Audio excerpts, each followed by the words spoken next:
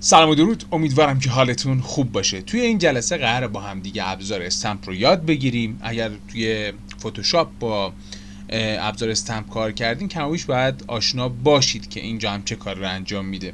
اگرم نه الان به صورت کامل و مفصل بهتون آموزشش میدیم. ببینید دوستان، من قبل از هر چیزی میام یه کامپوزیشن ایجاد میکنم. توی این کامپوزیشن هم حالا هر ابعادی که دلم بخواد من 1080 میذارمش، بستگی به سایز ویدیویی داره که میخوام استفاده کنیم، ولی من اینجا فعلا میسازمش. و کامپوزیشنم رو که ساختم، خب میبینید استمپ برای من فعال شده و ویدیویی که مد نظرم هست رو مثلا به اینجا لاستافاسرم میبینید. من ویدیویی که مد نظرم هست رو میارم اینجا قرار میدم. میبینید که ویدیو از کامپ من بزرگتره و خب زیاد اهمیتی هم نداره. من اینو کمی کوچیک‌ترش میکنم، شیفت رو نگه میدارم که متناسب کوچیک بشه و اینو کوچیک‌ترش میکنم. و همونطور که میبینید داخل تصویر من یک سری المان ها وجود داره. دو تا تابلوه که این تابلوها به کار من بیاد و دو تا پریز برقه که به نظر من توی یک همچین مواردی پریز برق زیبایی خاصی نداره که حضور داشته باشه.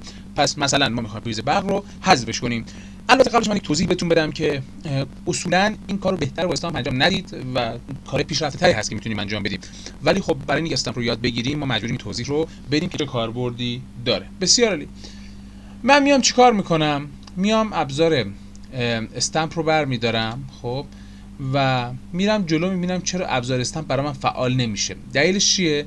وقتی میخوای ابزار استمپ برات فعال بشه باید حتما داخل لایه بشی. خب قبل از اینی که من وارد لایه بشم میخوام اینجا رو برای خودم شخصی سازی کنم، محیط تایملاینمو. میام اینجا انتهای ویدیوم هر چند ثانیه که هست کلیک اینجا نگهش میدارم و ان روی کیبورد رو میزنم تا تمام محیط تایملاینم به اندازه اون ورک اریام، به اندازه اون محیطی که میخوام بشه. خب بعد از اینی که این اتفاق افتاد من روی این کلیک راست میکنم و تریم کام تو ورک اریا رو میزنم که کل ورک اریام بشه همین، اصلا دیگه بیشتر چیزی وجود نداشته باشه. میبینید دیگه کل محیطم شد این، اضافاتی من ندارم. حالا میخوام برم توی لایه خود ویدیو که برای من استمپ هم فعال بشه. میبینید الان استمپ کار نمیکنه. اگر دبل کلیک کنم برم اینجا میبینید که استمپ فعال شد. چه تنظیماتی داره؟ هیچ تنظیم اضافه‌ای نداره دوستان. استامپ همون براشه. خب تنظیماتش اصلا تنظیمات اضافه‌ای نداره، فقط با یه کاربرد خاص در واقع. من میام چیکار میکنم؟ میام میرم جلوتر با نگه داشتن اسپیس میتونم توی صفحه به صورت ناوبری حرکت کنم و خب اینجا رو میبینید من میخوام این پریزها رو محوشون کنم، این پریزها دیده نشن. بازم میگم اگر توی فتوشاپ کار کرده باشید با استمپ کاربردشون میدونید و میدونید چجوری کار میکنه. من میام اینجا سایز قلممو کمی بزرگتر میکنم، خب که زیاد براش نزنم، سعی کنم با کمترین میزان براش این کار رو انجام بدم. خب میخوام این شبیه همین دیوار بشه. آلت رو نگه میدارم، یه کلیک میکنم از اینجا مثلا.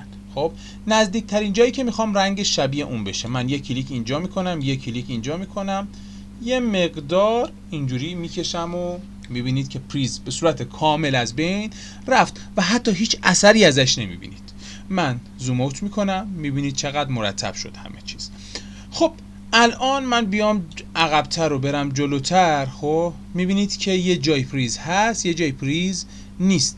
چرا اینجوریه؟ خب این مزیته، خب عیب نیست در واقع. ببینید بریم اینجا، میام اینجا، از اینجا به بعد دیگه نیست. خب باید چیکار کنیم؟ چرا این کار میکنه؟ مثلا این پسر اگر یه موقعی بیاد بلند شه و از جلوی پریزهای ما رد شه، ما باید اونجا دیگه این استامپمون وجود نداشته باشه، وگرنه میفته رو پای این پسره. میدونید دقیقاً کارو خراب میکنه. پس میام چیکار میکنم؟ میام این رو که باز کنم، افکت رو که باز کنم و پینت رو باز کنم، هر تعداد کلیکی که کنید، وقتی بهتون گفتم زیاد کلیک نکنید، سعی کنید با کمترین کلیک، منظورم اینه هر تعداد کلیکی که کنید به تعدادش اینجا برای شما کلون 2 کلون 3 رو براتون میسازه. حالا اگه 10 تا کلیک هم کرده باشید تا 10 تا براتون میسازه. میتونید حالا بذارید من بیام اینجا که ناپدید بشه این لحظه.